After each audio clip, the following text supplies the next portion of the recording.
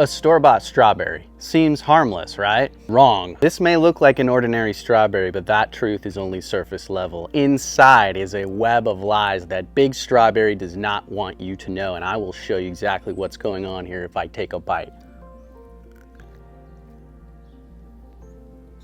See that? This is the scam that Big Strawberry does not want you to know about. This store-bought strawberry may look nice, big, red, juicy, plump, delicious, but this strawberry from my garden, which is a little bit smaller, you can see it's darker in appearance. It's about half the size from the particular plant that I harvested it from, but the big difference comes with the flavor profile. This store-bought strawberry right here, it's okay. I'm not a huge fan, honestly, of store-bought strawberries. Same with tomatoes. Tomatoes, I just have a really hard time buying them from the store. A tomato you grow in your own garden is so much better, and the same applies to strawberries for me. Much more rich, full flavor. This one, it's a little bit sweet, but the aftertaste, there's almost something that's just slightly unpleasant about this store-bought strawberry. This strawberry from my garden, there's none of that. It's just a full flavor profile of what a strawberry should taste like. It's so sweet. But the differences between this store-bought strawberry and the strawberry from my garden do not stop there, because within about 3 days after this strawberry is picked, it loses around 30% of its nutrient content. So even though this strawberry from my garden was about half the size, getting a lot more nutrient value from this strawberry from my garden. And I've read some studies that say within about a week after harvest, a store-bought strawberry can lose up to 55% of its vitamin C. There's just no comparison. You can go right into the garden, pick, and eat within seconds.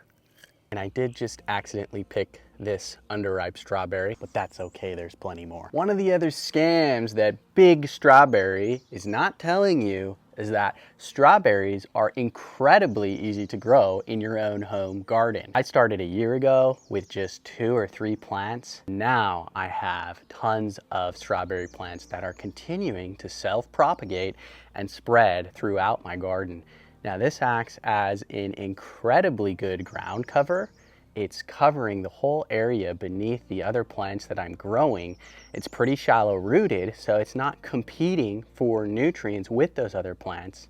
And it spreads through these long runners that stretch out, and then they lay down on the soil, and then they root into the soil, and they create an entirely new strawberry plant that then will repeat that cycle and continue to create more and more strawberry plants until you're left with a little jungle of strawberry ground cover. And this is incredibly beneficial if you're trying to do less work in the garden, because that strawberry ground cover is going to suppress all kinds of weeds. Now you can just stay on top of your weeding, but that's a lot of work. You can do mulching. You can put a ground cover that's not edible, a cover crop, but why wouldn't you choose strawberries? So delicious, something edible that will serve multiple purposes in your garden. The other thing that Big Strawberry is not telling you is that the strawberries you grow in your own home garden, you don't just get to harvest those once from a handful of plants. They come back every single year,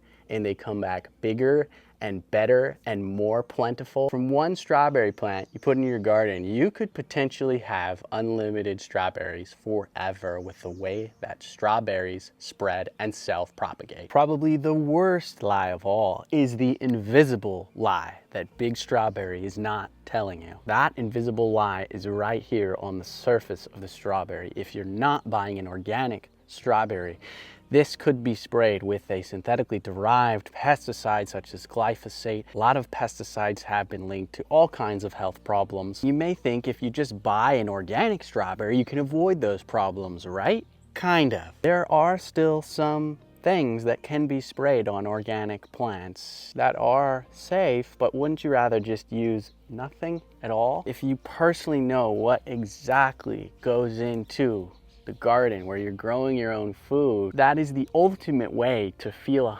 100% secure that your food is as safe as it could possibly be, as nutrient dense as it could be, providing you with the maximum benefits for your overall health and wellness. If you want to avoid potential pesticides, but you don't want to put in the work to create a nice, beautiful garden, you can source strawberries without growing them and putting in any work at all. Behind me, growing beneath this big ferned out asparagus plant, is a wild strawberry. And if you're eating this wild strawberry right after you harvest it, you're getting a ton of nutrient benefits. These wild strawberries have very little flavor at all. You could put them in something if you don't want an overpowering flavor.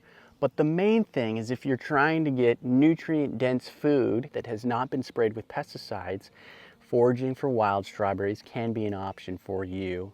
Just make sure you are 100% sure you know what you're picking before you eat it. But honestly, it's really not that hard to grow your own strawberries. Don't overthink it. Just put a plant in the ground, see how it does, let it spread out, and before you know it, you're gonna have an abundance of strawberry plants.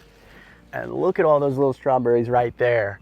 Fresh for the harvest, nutrient dense, free of pesticides. You know exactly what's going into your food. There's no better feeling when you're eating food like that. Reject the lies of Big Strawberry and grow your own food today.